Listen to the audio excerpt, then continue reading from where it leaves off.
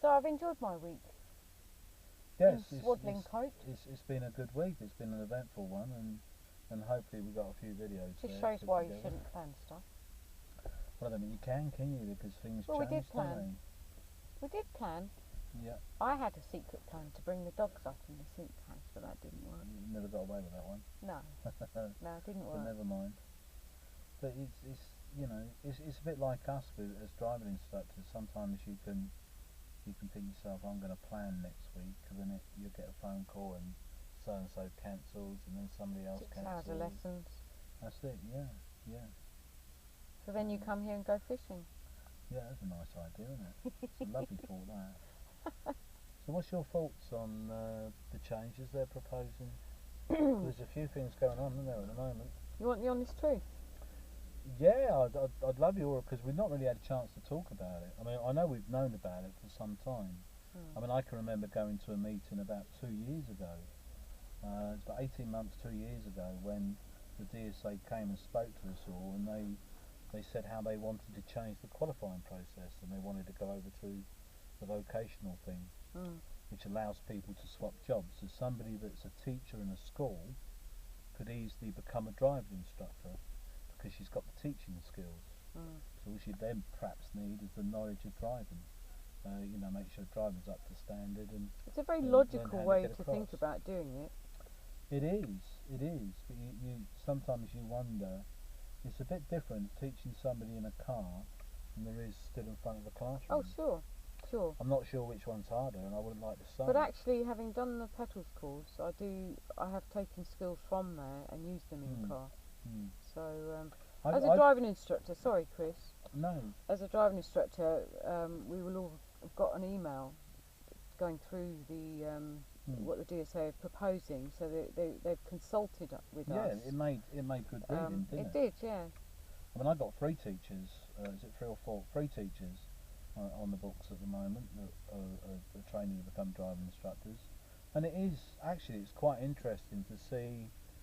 When they get to the part 3 stage, they pick it up a lot easier, and you can tell the difference. They're more comfortable at talking.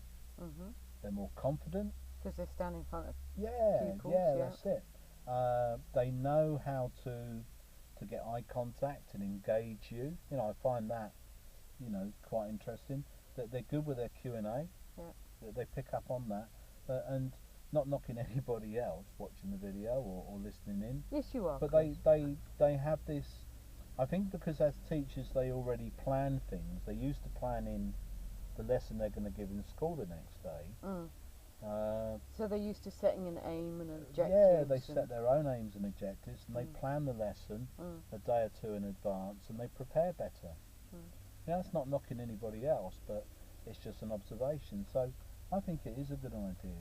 There are some crazy ideas now, aren't there? I mean, it's like doing away with role play. We're gonna. That opens up a whole new avenue for business. I find it quite funny because I read that, and I read what they said about the new check test and the reasons why they want the new check test, why they want to do away with role play, is because at the moment we all know in this industry you get your letters 6 or 7, 8 weeks before your check test, and you can practice the lesson, and you can kind of put a show on. A script. Yeah, you can almost prepare a script, and you can go along and really shine on the check test and walk away with a nice grade 6.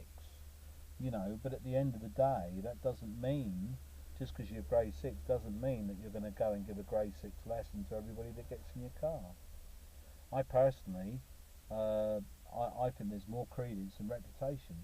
What people, your pupils say or your clients say about you.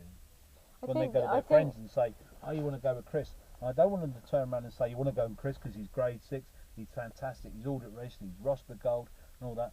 I want them to go away and say, "Because I enjoyed learning, I learned. I got value for money. I enjoyed my lessons. I felt safe. I felt he knew his stuff, and he didn't treat me like somebody who didn't know their stuff." It's more like a conversation all the time. Just to bring it back in a little bit, we mentioned some proposed changes to the Part 3 training, and then we've drifted on to check tests. Which one do you want to focus on it's, first. well, the reason I was just on the check test, because I was just thinking it was funny how when you read about the check test and why they were doing away with role play, and now with the part 3, they want us to bring pupils. They're looking to scrap role play on that and get people to bring pupils along to try and improve the training. And I just find that a little bit interesting, because at the end of the day, who's going to supply the pupil for the PDI to take to their test? It won't be supplied by the DSA. I can't see them being able to do that. You know, logistically it'd be a nightmare.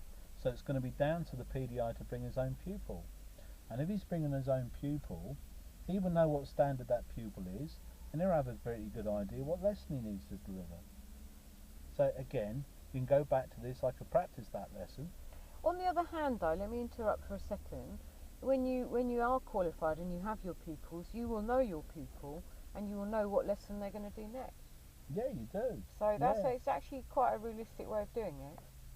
Well, it is, but probably more so than doing role play. Yeah, of course we don't know they're going to assess it. Because even if you teach your pupil and say, right, this is what you're going to say, there's always that unexpected thing that could happen. Oh yeah, you couldn't do that anyway, because they're pretty switched on, and you can tell when somebody's rehearsed something. Yeah.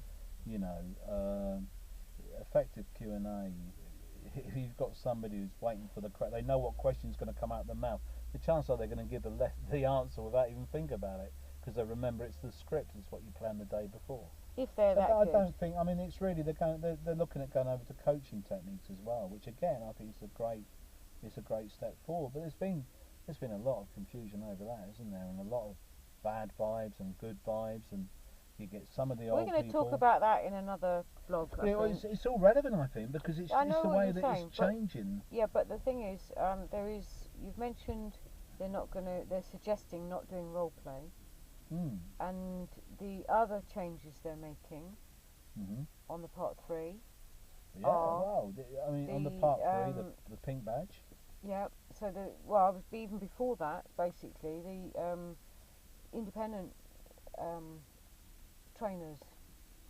They're not going to be independent anymore, are they? Well, yeah, that's the way it can go. It can go where you'll have, it won't be so much trainers, it'll be assessors, won't they? And I mean, you've got the audit register, and there's a chance that will go as well. Quite big radical changes being brought in. It's going to it's one of the some options. Big waves. There was that option, wasn't there? They go down that route. There was the other option where they just deal with the pink badge and do away with that, or change the way. Again, there's an interesting one there, isn't there, with the pink badge? The pink badge. So at the moment, you can get a pink badge, and that means that you can earn while you train. But some people want repeat pink badges, and some people say, well, actually, some of the schools that will give you the pink badges, you tend not to learn very much. But yeah, because they just look at them as being car hire places. Yeah. And if I can get 20 instructors all out in a pink badge, that's very cynical. And we should point out there are good schools out there. Oh yeah, definitely, without a doubt. I mean, it's like the pink badge scheme. You'll get many people. You'll get some people. It's worked for them, and they swear by it. I mean, I had 3 pink badges. I done 18 months in a pink badge. I had Worst thing I ever did. I had one. Yeah. Well, this is it. I mean, and you've got the 2 options. But now they're talking about being, the trainer would have to supervise his trainee. Well, that really that's going to be quite interesting. That's the funny part of it as well, isn't it? Because at the moment, the current option is you have to have an extra 20 hours of training, and you can do the pink badge that way, or you can have your lessons supervised. So a certain percentage of your lessons supervised with a trainer in the back. And the problem is, does that actually happen? Does that actually happen? You know, I had a PDI come to me about a year and a half ago now, and she came from another trainer, and she said to me, this guy that was training me was sacked by the company he was with, and she wanted to go on a pink badge, and she asked me if I'd sign the paperwork, to sign off that she'd done the hours. And I said, no, I can't do that. You haven't trained with me, so I can't do that. And she ended up with a pink badge, and she phoned around a few trainers and got somebody to sign up for her. But I know she never had the training with the person that signed the badge, and it's wrong. So it is open for abuse. But the problem as well is you've got to think about it. Is it a good idea that you can't give a lesson without being accompanied now with a qualified instructor or a trainer in the I back? think you've also got to look at it from the pupil's point of view as well. Yeah, well, see, that's another conversation, isn't it? I mean, some people say if it's an unqualified driving instructor, are they getting value for money? Should they pay less? A bit like a hairdresser. Yeah, which So should they pay less? You pay less to a hairdresser that's not qualified or being trained than you would a qualified one. So the thing is, you're never change is good. Yeah, but change is you're good. never going to get a perfect system, are you? It's like people say, you know, some of the ones are really great instructors that say the problem with the Part 3 is that it doesn't teach you enough about dealing with dyspraxic people, dyslexic, special needs, the elderly.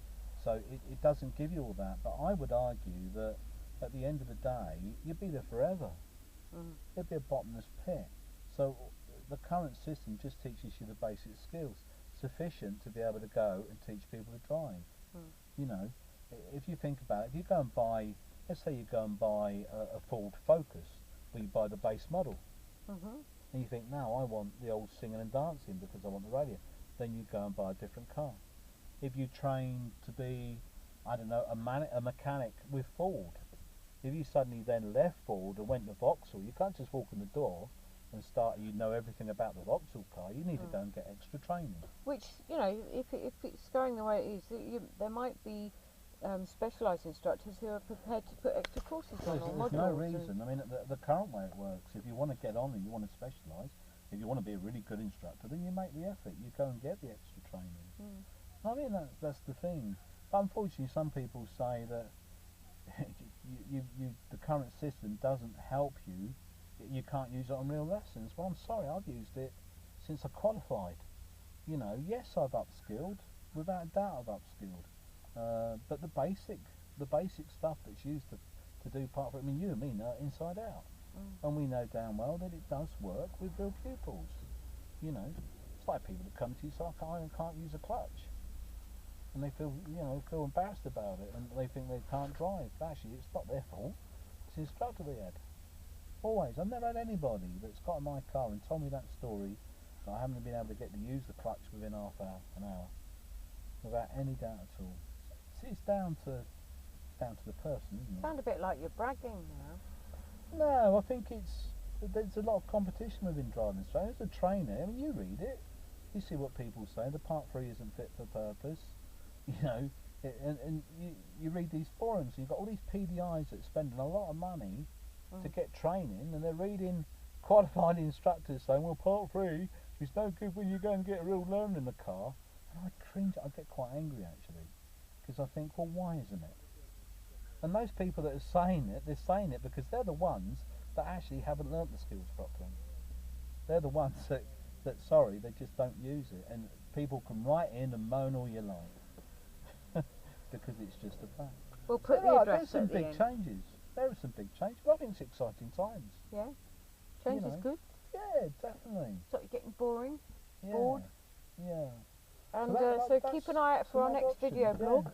But, I mean, we keep abreast of it, don't we? Keep in touch, and you know, we get emails from the DSA, and we well, I'm talk going to to a other meeting trainers. next week. Is it next week? Yeah, for the audit trainers. Yeah, and find talk out about the changes. Yeah, find out. You know, but I mean, we don't even know when it's going to happen yet, and we know the new check test is coming in. Is April next year. That's coming in, but then you know these changes to the qualifying process to be an ADI and to get on the register is something else. You know, some things have to go through Parliament, don't they? We just don't know what they're going to do. Very exciting times. Bring it on. The important thing is that we enjoy the job we do, and it is a worthwhile job. So yeah, I'll still do it. And that lake lovely, I get fishing when I go fishing. Pretty good. I'll tell you what, I'll take you over to the pub and I'll buy you a drink. Really? Yeah, because my mouth is really dry. Alright, catch you soon in car, guys. Bye.